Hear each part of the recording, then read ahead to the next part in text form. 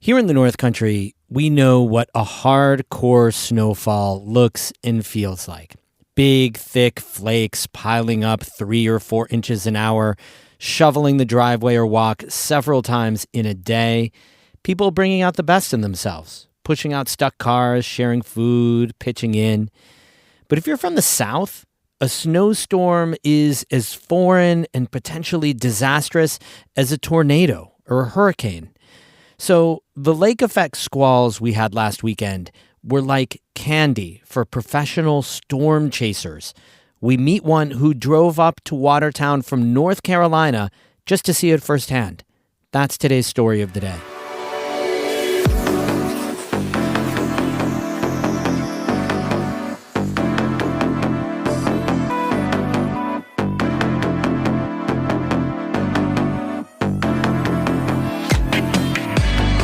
Hey, I'm David Sommerstein. It's Tuesday, December 3rd. First up, pregnant New Yorkers will soon be entitled to paid sick leave for prenatal care.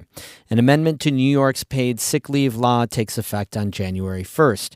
If you're pregnant, you'll be allowed to take 20 hours of paid time off for checkups, testing, fertility treatments, and other prenatal appointments. That's in addition to normal paid leave and the state's family leave program.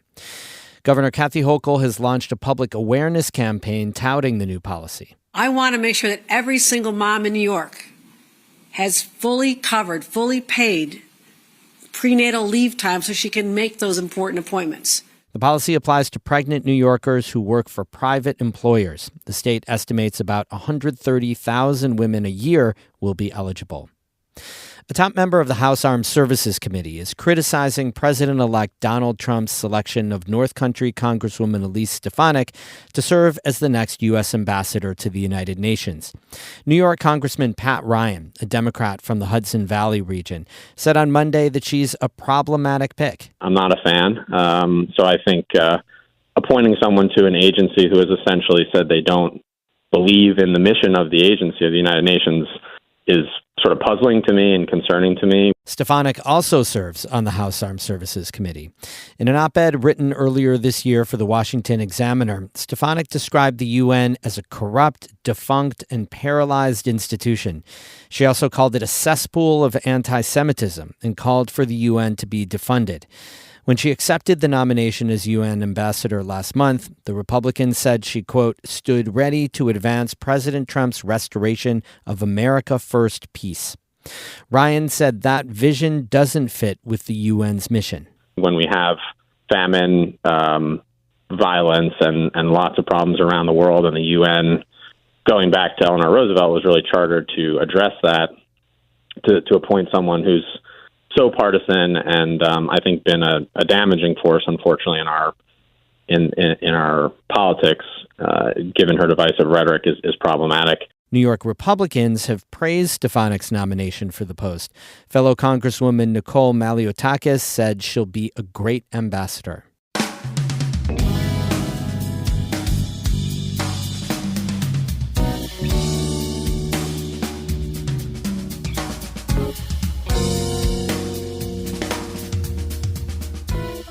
If you type in Watertown storm on social media, you'll find photos and videos of whiteout roads and piles of snow posted by storm chasers. These are people who came from as far away as Oklahoma to document the lake effect snow, sometimes for money, sometimes just for the thrill. Dan Whitaker is a storm chaser and photojournalist from Greensboro, North Carolina. He's been documenting extreme and dangerous weather for 17 years and came to Watertown over the weekend. He told me it was the promise of 4 or more feet of snow that got him on the road. This was one of my first times covering a lake effect event with multiple feet of snow. So in the past, blizzards and snowstorms that I've covered are more southeast related. So there's a lot of ice and sleet mixed into the equation, but to be up in a place where it's just purely snow falling down and multiple feet of it at that was an experience that I wanted to try and cover and also get to know kind of how the locals treated that type of event too. And I think that out of anything of this experience has been what was probably my biggest takeaway. Why do you say that? What happened? So typically, I mean, in comparison, at least in the Southeast, anywhere, I guess, south of New York, the roads get very slippery. I mean, things will shut down with 4 inches of snow for sometimes up to a week. So to be up in a place where, I show up and the first thing I do is I fill up my gas tank and I go to a gas station, which was the only thing open at 11 p.m. at that time. So I start buying what I thought was going to be preparatory food for a power outage. I spent $120 at a gas station on soup and macaroni and cheese. And the person at the gas station there in Watertown looks at me and says, "Oh, I get it. Sometimes I like to buy a lot of stuff from gas stations too." And I'm like, "No, this is for this snow event. I'm trying to kind of stock up in case power goes out." He's like, "We're used to this type of thing over there here." He's like, "I wouldn't worry about it at all." I'm like, "Okay." Sure enough, as the event continued on and the snow kept piling up, I noticed the stores were open, the restaurants were open, life kind of went on. What do you actually do as a storm chaser for a lake effect snowstorm while it's happening? What do? Just drive around? A lot of it has to deal with the documentation from a camera standpoint, right? So I had one camera that I set up from the moment I got there as a ongoing time lapse to time lapse over the course of 3 days to try and see the snow really pile up, and just deep snow areas, kind of newsworthy shots, meaning, what would you want to see if you were tuning in to hear about an event like this? You probably want to see the road conditions, probably would want to see, how people are responding to it.